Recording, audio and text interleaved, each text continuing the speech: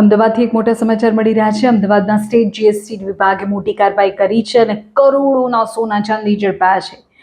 રાજસ્થાનથી આવેલી એક ખાનગી ટ્રાવેલ્સમાંથી કહી શકાય એટલું સોનું ચાંદી મળ્યા છે। જો ડેટા આપને આપું તો 120 કિલો ચાંદી, 700 ગ્રામ સોનું અને કિંમતી પથ્થરો મળી આવ્યા છે।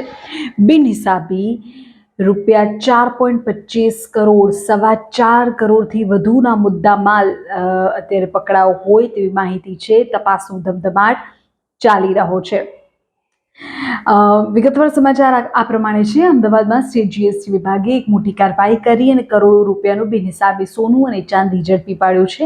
માહિતી એવી છે કે સ્ટેટ જીએસટીની ટીમને એક ચોક્કસ બાતમી મળી હતી અને તેના જ આધારે અમદાવાદમાં દરોડા પાડવામાં આવ્યા। રાજસ્થાનથી આવેલી એક ખાનગી ટ્રાવેલ્સની બસમાં તપાસ કરવામાં આવી તો અધિકારીઓ ચોંકી ઉઠ્યા, કારણ કે આ લક્ઝરી બસમાં 120 કિલો ચાંદી હતું, 700 ગ્રામ સોનું હતું।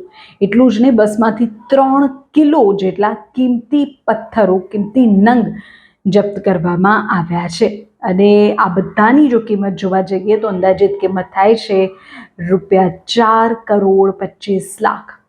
પ્રાથમિક તપાસમાં આ કરોડો રૂપિયાનો જથ્થો બિનહિસાબી હોવાનું સામે આવ્યું છે। એટલે કે આ કિંમતી ધાતુઓ હેરાફેરી કરવા માટે કોઈ પણ પ્રકારના બિલ કે દસ્તાવેજો રજૂ કરવામાં આવ્યા નહોતા।